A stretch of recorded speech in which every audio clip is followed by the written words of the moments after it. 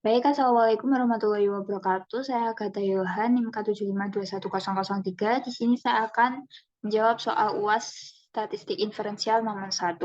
Di sini terdapat seorang peneliti yang melakukan uji coba untuk mengetahui apakah media pembelajaran baru yang dikembangkan efektif dalam meningkatkan hasil belajar mata pelajaran kewirausahaan pada kelas 10 SMK 1 Kentingan.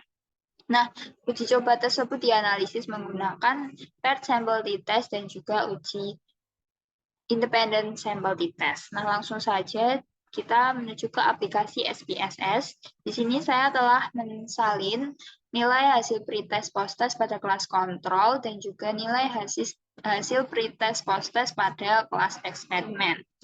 Nah, dengan variabel view seperti ini, dengan value pada kelas 1 melambangkan kelas kontrol dan 2 melambangkan kelas eksperimen, serta measure-nya skill pada nilai pretest post-test dan nominal pada kelas. Selanjutnya, kita akan melakukan uji prasyarat. Yang pertama yaitu uji normalitas. Pada deskriptif statis, lalu explore. Nah, pada dependent list kita masukkan pretest post-test, dan pada factor list kita masukkan kelas. Lalu oke. Nah, selanjutnya kita akan melakukan uji prasyarat yang kedua, yaitu uji homogenitas, analyze, classify, lalu diskriminan. Di sini pada grouping kita masukkan kelas dengan define range minimum 1 dan maksimum 2. Lalu pretest dan post-test kita masukkan pada independent. Dan pada statistik, kita centang bagian box M, continue, dan OK. Nah, selanjutnya kita akan melakukan uji independent sample t-test, di-analyze, compare mean, lalu independent sample t-test. Pada tes variabel, kita masukkan pretest dan post-test, dan pada grouping variabel kita masukkan kelas dengan define group yang sama, ada group 1, 1, dan group 2, 2. Continue, lalu OK. Nah, selanjutnya kita akan melakukan uji paired sample t-test. Kita kopas nilainya post-test dan pretest kelas kontrol maupun kelas eksperimen. Dengan variabel view seperti ini, kita beri labelnya keterangan agar lengkap dan juga measure-nya scale. Selanjutnya kita lakukan uji pair dengan analyze, compare mean, lalu paired sample t-test. Pada variabel 1 kita masukkan pretest kelas kontrol, pada variabel 2 pretest post-test kelas kontrol.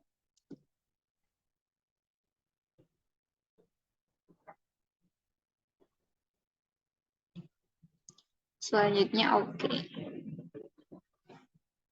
Nah, di sini kita akan menganalisis output-nya. Nah, ini ialah hasil output dari analisis yang telah kita lakukan. Yang pertama ada uji normalitas. Di sini signifikannya lebih dari 0,05, sehingga uji nilainya tergolong normal. Selanjutnya pada uji Leven, hasil signifikannya juga lebih dari 0,05, sehingga nilai tersebut dikatakan homogen atau sama. Nah, selanjutnya pada uji Bartlett, box M-nya juga menunjukkan hasil lebih dari 0,05, sehingga nilainya tergolong signifikan. Nah, selanjutnya pada hasil paired sample t-test, di sini terdapat perbedaan antara rata-rata pretest kelas kontrol dan juga rata-rata post-test kelas kontrol dengan signifikannya kurang dari 0,05, sehingga dapat disimpulkan bahwa nilai pretest kelas kontrol dan nilai post-test kelas kontrol terdapat perbedaan yang signifikan. Nah, pada yang kedua, pada pretest kelas eksperimen dan post-test kelas eksperimen, rata-ratanya terdapat perbedaan yang signifikan dan juga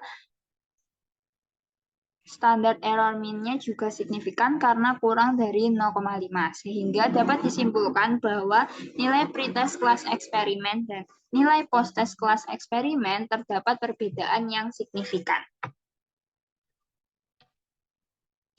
Nah, selanjutnya pada hasil independent sample t-test, pada kelas pretest kontrol memiliki rata-rata 74,07 dan pretest kelas eksperimen 73,63 dengan signifikan totalnya 0,686 yang menunjukkan dia lebih dari 0,05, sehingga karena dia lebih dari 0,5 dan juga terdapat penurunan pada nilai rata-rata min, nilai rata-rata kelas kontrol dan juga kelas eksperimen, dapat disimpulkan bahwa nilai pretest kelas kontrol dan nilai pretest kelas eksperimen tidak terdapat perbedaan yang signifikan.